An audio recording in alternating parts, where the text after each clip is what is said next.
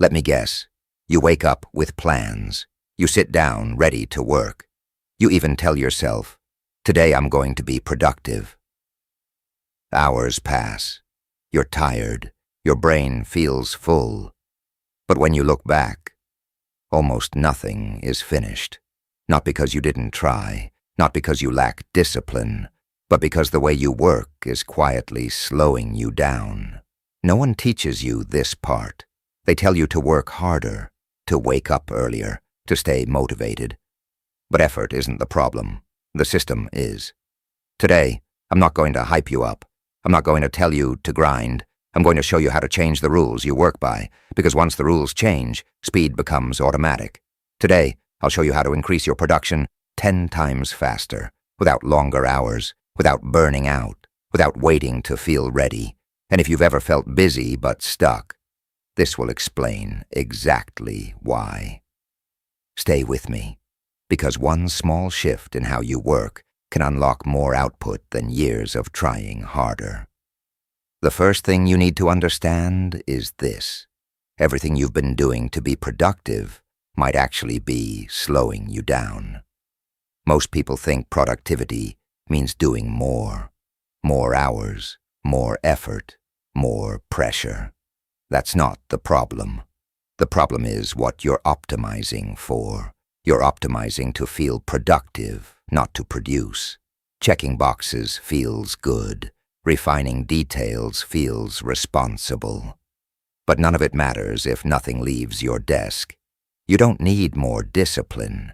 You need fewer rules that slow you down. You are taught to avoid mistakes, to be careful, to get it right the first time. But speed comes from repetition, not from caution. Every time you wait to feel ready, you trade momentum for comfort. Every time you overthink, you pay with time you never get back. High-output people accept something most don't. Clarity comes after action, not before it. They don't ask, is this perfect? They ask, is this finished enough to move forward? And that question changes everything. Because progress doesn't come from knowing more. It comes from shipping more. And until you change that rule, no productivity trick will ever work. Another thing that changes everything is this simple rule. Once you use it, speed becomes almost automatic. The 80% rule that changes everything. If you want 10 times output, you need a rule that feels uncomfortable. Nothing gets more than 80%. Not because you're careless, not because you don't care, because finishing is more important than perfecting. The last 20% is a trap. It looks important. It feels productive. It even gives you a sense of control. But here's the brutal truth. Most of that effort barely moves the needle. It's invisible work. Work that doesn't compound. You can spend hours tweaking colors, changing fonts, editing one line of text. Meanwhile, your competitors, your peers, your audience, they're learning, shipping, iterating, moving forward. High-output people don't chase perfection. They chase completion. They ship when it's done enough to be valuable. Not perfect, not pretty, just functional. And yes, it's scary. It feels wrong at first. You'll feel exposed. You'll feel like people will see flaws. Good. That's exactly what you need. Because fear means you're stepping outside comfort. Because action beats comfort every single time. Because volume beats hesitation every single time. 80% is strategic. It forces decision-making. It forces clarity. It forces momentum. It's the opposite of perfection paralysis. It's the antidote to endless tweaking. It's the only way to produce at scale. Here's what most people don't understand. Quality comes after output, not before it. You don't improve by perfecting one thing forever. You improve by doing many things, learning, iterating, adapting. Volume creates feedback. Feedback creates insight. Insight creates mastery. The first version is supposed to be rough. It's supposed to be incomplete. It's supposed to teach you faster than any tutorial or tip. Done now beats perfect never. Every single time. And if you're still doubting, think of this. The world doesn't reward perfection. It rewards completion. It rewards speed. It rewards people who move. High-output people don't wait for motivation. They don't wait for clarity. They don't wait to feel ready. They follow the 80% rule. They ship. They adjust. They improve. And that is how they move 10 times faster than everyone else. Another crucial thing is batching your work. Most people think multitasking is efficient, but it's secretly killing your output. Stop multitasking. Start batching. If you're like most people, you think multitasking is efficient. It isn't. It's a productivity killer. You try to write, research, edit, scroll, and answer messages all at once. Your brain switches constantly. Every switch costs time. Every switch kills momentum. Even small switches are deadly.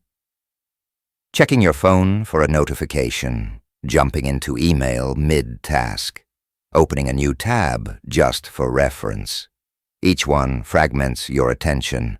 You lose context, you lose flow, and suddenly, what should take an hour takes 4. Here's the truth. Your brain doesn't create at the speed you want. It creates at the speed you focus. So here's the rule. Batch your work. 1 session for ideas. 1 session for creation. 1 session for editing. 1 session for publishing. Focus on only one type of task at a time. No distractions. No mental juggling. No trying to do it all at once. Batching feels uncomfortable at first. You'll feel like you're ignoring other tasks. You'll feel like you're falling behind. You'll feel guilty. Good. That discomfort is exactly where speed lives. Because batching reduces friction. Friction kills momentum. Momentum creates output. Think about it like this. If you try to do everything at once, you finish nothing. If you focus on one type of task at a time, you move faster than you ever thought possible. Batching also trains your brain. It creates a rhythm. Your mind learns. This is idea time. This is creation time. This is editing time. It stops overthinking. It stops second-guessing. It starts producing. High-output people don't try to be everywhere at once. They concentrate. They repeat. They focus. Volume compounds when focus is clean. Messy attention destroys output. Here's the kicker. Batching multiplies the effect of every other rule you've learned. The 80% rule becomes more powerful. The done-before-perfect mindset becomes easier. Time boxes work better. When you batch work, you can see progress in real time. Your output grows quickly, momentum builds, confidence grows, and momentum is addictive. Once you feel it, you want to keep going. You start moving faster than ever before. If you want 10 times production, this is one of the single most underrated skills. Batch your work. Lock in focus. Do one thing completely. Repeat. Do the work. Ship it. Move on. Repeat. And when you combine this with the other rules, speed stops being a struggle. It becomes automatic. Another thing you need to fix is how you manage time. Long to-do lists feel productive, but there's a much better way. Use time boxes, not to-do lists. Most people think a long to-do list equals productivity. It doesn't. It's a trap. You write down 10 things to do. You feel organized. You feel in control. Then hours pass. You check off 1 or 2 items. The rest sit there, staring at you, making you feel guilty. To-do lists create a false sense of progress. They reward thinking about work, not doing work. They keep you busy, but not productive. Time boxes work differently. You decide in advance, I will work on this task for 45 minutes. No negotiating, no overthinking, no endless, "I'll do just a little more." When the timer ends, you stop. Period. That's it. Sounds simple? It's brutal. Because your brain resists boundaries. It wants to linger, it wants to tweak, it wants to finish perfectly. But boundaries create urgency. Urgency creates speed. Speed creates output. Time boxes also prevent burnout. When you work in open-ended sessions, you push too long. You feel exhausted. You lose clarity. Boundaries protect energy. They focus attention. They force decisions.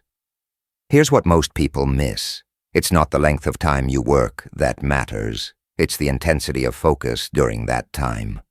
45 minutes of deep, clean focus is worth more than 4 hours of scattered effort. Combine time boxes with batching. One type of work, one block of focused time. No switching, no multitasking, just pure execution. Do this consistently, and the results compound. You start finishing more. Momentum builds. Confidence grows. Your output skyrockets. Time boxes aren't a hack. They're a discipline, a system that makes speed automatic. Once you feel it, you'll wonder why you ever trusted endless to-do lists. The next thing that will multiply your output without working harder. Templates. These are game changers for speed. Templates equal sign speed. If you've done something more than twice, you need a template. Outlines, scripts, processes, workflows, anything repetitive should be templated. Why? Because thinking is slow. Execution is fast. Every decision you make while doing the same task again is a mental tax. A tiny friction that adds up. A subtle drain on your speed. Templates remove that friction. They give you structure. They give you focus. They give you momentum. Imagine writing a video script from scratch every time. Now imagine using a pre-built template for your structure, your sections, even your hooks. Which one moves faster? Which one produces more output in the same amount of time? The answer is obvious. High-output people don't rely on inspiration or memory. They rely on systems. They rely on templates. They rely on routines that work every time. Templates also reduce hesitation. You don't waste time asking yourself, what comes next? What should I do first? You just start. And here's the kicker. Templates multiply everything else you've learned. The 80% rule becomes easier to follow. Batching becomes cleaner. Time boxes become sharper. Because a template is a shortcut for your brain. It's like autopilot for focus. It frees mental energy for creative decisions. It frees your time to produce more. If you want 10 times output, templates are non-negotiable. Don't rely on memory. Don't reinvent the wheel. Don't overthink each step. Build your template once. Use it forever. Ship faster. Iterate faster. The more templates you have, the less thinking slows you down. The more output you create. The closer you get to that 10 times speed everyone talks about, but few achieve. Another hidden trap is emotional. Fear, perfectionism, and ego quietly slow almost everyone down. The emotional trap that kills speed. Most of the time, slowness isn't technical. It's emotional. You slow yourself down long before the work even begins. You delay because of fear. You hesitate because of doubt. You overthink because of perfectionism. You attach your identity to your work. Every project feels heavy. Every upload feels risky. Every mistake feels personal. And here's the thing. Fast producers don't eliminate fear. They embrace it. They work. In spite of it, the trap is subtle. It doesn't scream. It whispers. Wait until you're ready. Polish this a little more. Make it perfect first. And you listen. You obey. You stop. Because it feels safer. Because it feels responsible. But safety kills speed. Responsibility kills output. Fast producers treat work like reps at the gym. Some reps are ugly. Some reps are strong. All of them count. They detach ego from action. They stop measuring self-worth by results. They measure it by motion, by output, by completion. Here's the reality no one tells you. If you care too much about being judged, if you care too much about how it looks, you'll never move fast enough to matter. You'll stay stuck in your own head, waiting, tweaking, planning, overthinking. Meanwhile, the world moves on. The trick is simple, but uncomfortable. Do the work first. Feel fear. Move anyway. Ship anyway. You don't wait to feel confident. You build confidence by acting. You don't wait to feel ready. You become ready through repetition. Every time you let fear dictate pace, you lose momentum. Every time you push through discomfort, you gain speed. You gain experience. You gain results. High-output people know this instinctively. Action is the antidote to fear. Momentum is the antidote to doubt. Detaching ego is not about being careless. It's about being strategic. It's about realizing that speed matters more than appearance. It's about producing before perfection. Once you accept that, once you allow mistakes, once you stop over-identifying with outcomes, your production skyrockets. Fear no longer stops you. Perfection no longer slows you. Output becomes the metric. Motion becomes the habit. Momentum becomes the default. This is why some people seem unstoppable, because they feel fear and discomfort and still move faster than everyone else. And the truth is, you can do the same, but only if you recognize the trap, step out of it, and commit to moving first, adjusting later. The next thing to fix is how you create. Mixing input and output is secretly sabotaging your results. Never mix input and output. This is one of the quietest productivity killers, and most people don't even notice it. You try to create while consuming. You research while writing. You scroll while planning. You watch tutorials while trying to execute, and your brain pays the price. Switching between input and output feels like efficiency. It feels like learning while doing. It feels productive. It isn't. Every time you switch, you pay a mental tax. Every switch fragments focus. Every switch kills momentum. The brain can only fully commit to one mode at a time, creation or consumption. Not both. If you mix the two, you slow yourself down. You create mistakes. You dilute your ideas. You leave work unfinished. The solution is simple, but uncomfortable. Separate input and output completely. Create from memory first, record first, write first, ship first, consume later, refine later, research later, input, output, edit.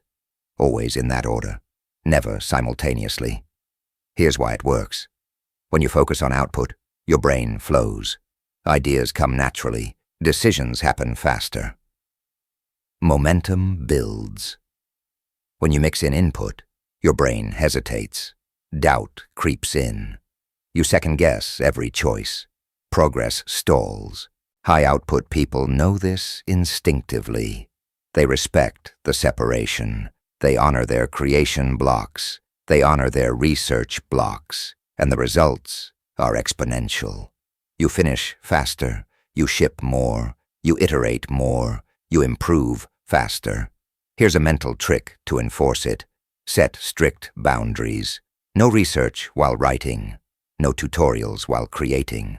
No scrolling while producing. Treat it like a rule, because it is. Breaking it costs more than you realize. If you combine this with batching, templates, the 80% rule, and time boxes, you stop spinning your wheels. You stop feeling busy but unproductive. You stop getting stuck in analysis paralysis. Instead, you create, you move, you ship. Momentum becomes automatic. Speed becomes habitual. Output becomes the default. Remember this. The world doesn't reward effort you didn't finish. It doesn't reward knowledge you didn't act on. It rewards action. It rewards motion. It rewards the work that ships. Another powerful move is building a default action. This turns hesitation and fear into unstoppable momentum. Build a default action. Momentum is fragile, and most people lose it the moment they hesitate. You get stuck, you overthink, you wait for clarity, you wait for inspiration. And nothing moves forward. Here's the truth. When you feel stuck, thinking is your enemy. Indecision is your enemy. Perfectionism is your enemy. Fast producers have a secret weapon, a default action. A default action is simple. When you feel stuck, you don't think, you act. If you're stuck writing, write the next ugly sentence. If you're stuck recording, record anyway. If you're stuck publishing, publish anyway. Action beats hesitation. Momentum beats doubt. Here's why it works. Every time you act, you build confidence. Every time you move, you create clarity. Every time you ship, you generate feedback. Default actions remove the endless "should I" questions. They remove hesitation. They remove friction. High-output people don't wait to feel ready. They don't wait to feel perfect. They act first, adjust later. And here's the uncomfortable part. Most people will resist this instinctively. Your brain wants certainty. It wants a clear path. It wants a guarantee of success. It won't get it. And if you wait for it, you'll never move fast enough. Default action is your permission slip. It says, I don't need perfect. I don't need clarity. I just need to move. The first action rarely solves everything. It rarely looks good. It rarely feels enough. Good. That's exactly what it should do, because the first action starts the chain. The first action starts momentum. The first action starts learning. The first action starts speed. Once you commit to default action, hesitation loses its power. Fear loses its power. Doubt loses its power. And production, real measurable production, becomes inevitable. Remember this, you are never ready. You are never fully prepared. But you are capable of action. Default action is how you move 10 times faster than everyone else. Not by magic, not by luck. By simple, relentless motion.